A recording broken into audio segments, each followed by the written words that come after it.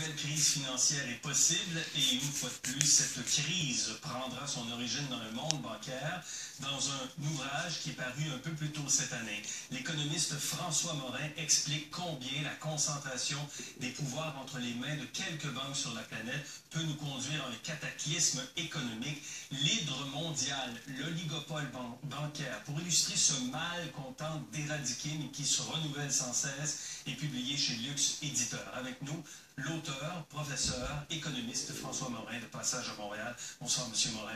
Bonsoir, M. Fillon. Vous expliquez dans ce livre qu'il y a 28 banques systémiques sur la planète, dont 11 qui forment vraiment le cœur de ce qu'on appelle l'oligopole bancaire. Illustrez-nous l'étendue du pouvoir de ces banques. Eh bien, si on prend par exemple l'année 2012 comme référence, on peut dire que ces 28 banques systémiques avaient des totaux de bilan, c'est-à-dire en fait la dimension réelle financière de ces banques, supérieure à la dette publique mondiale. Vous voyez, 28 banques, par rapport à un peu moins de 200 États, eh bien, le rapport de force, on le voit déjà dans ces chiffres-là. Donc, ce sont des banques aussi qui sont les seules, il y en a 14 parmi les 28, qui fabriquent ces fameux produits dérivés financiers qui ont été à l'origine de la dernière crise financière. Eh bien, pour vous donner encore un autre ordre de grandeur, ces 14 banques systémiques gèrent l'équivalent de 10 fois le PIB mondial en termes d'encours de produits dérivés, ce qui est absolument considérable.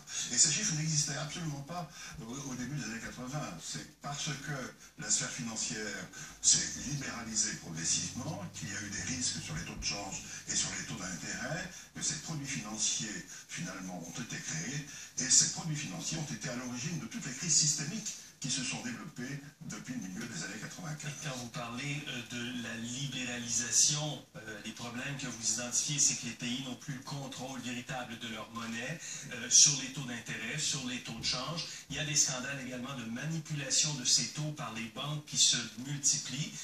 D'autres chiffres que vous donnez, 710 000 milliards de dollars pour les produits dérivés, la valeur des produits dérivés. Comment on en arrive là? Dans une situation où ces banques, parce qu'on a illustré quelques-unes dans le mur présentement, ont plus de pouvoir que les États sont désarmés face aux banques. Eh bien, on en arrive à cette situation tout simplement parce que dans les années 70 et 1980, il y a eu deux grands processus de libéralisation. D'abord le marché des changes, et puis ensuite ce qu'on appelle les marchés obligataires, là où se financent les États. Les États ont été conduits à se financer sur les marchés obligataires parce que les banques centrales sont devenues indépendantes des États, donc il a fallu pour les États se financer sur les marchés financiers, et du coup, de vastes marchés obligataires ont été créés avec donc une formation des taux d'intérêt par le marché. Donc, deuxième grande libéralisation des taux d'intérêt sur les marchés obligataires. Et puis, il y a eu une troisième grande libéralisation, ça a été celle des mouvements de capitaux au milieu des années 90. Du coup, au milieu des années 90, la sphère financière se trouve globalisée à l'échelle planétaire et les grandes banques ont été obligées à ce moment-là de se dimensionner, si je puis dire, à la dimension de ce nouveau marché globalisé. Et donc c'est comme ça que finalement ces banques ont acquis un pouvoir absolument gigantesque, ont été amenées à fabriquer ces produits dérivés pour gérer les risques liés aux variations de taux de change et aux taux d'intérêt, d'où les chiffres que vous venez de citer qui sont absolument colossaux. Et vous en arrivez donc à dire que les menaces qui nous guettent, c'est l'éclatement de la bulle des obligations, oui, parce que les États se sont beaucoup endettés dans la foulée.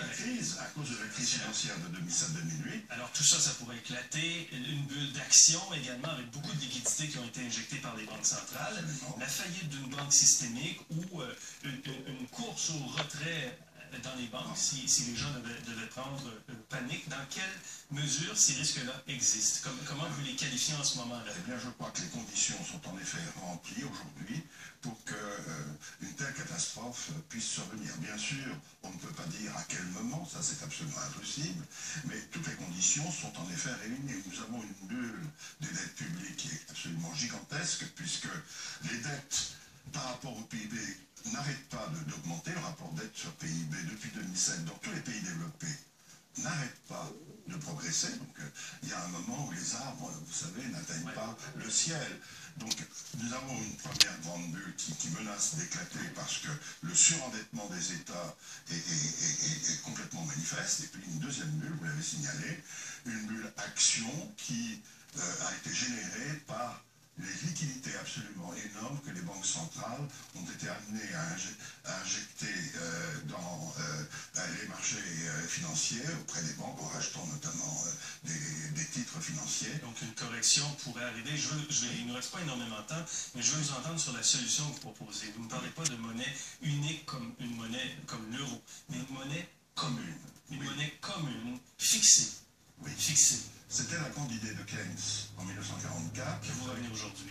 Voilà, Keynes revient, je pense, au goût du jour, parce que cette monnaie commune permet à la fois à des souverainetés nationales de retrouver un pouvoir qu'elles ont perdu au profit des banques et des banques centrales, qui sont indépendantes des États, donc les États ont perdu leur souveraineté monétaire. Eh bien, une monnaie commune permet aux États de retrouver une souveraineté monétaire, mais dans un cadre global qui est donné par la monnaie commune, puisque entre la monnaie commune et les monnaies nationales, il y a des rapports de taux de change fixes qui doivent être ajustés, bien sûr, pas par le marché essentiellement, mais par tout simplement les puissances publiques qui s'entendent pour cet ajustement, qui se coordonnent absolument pour cet ajustement.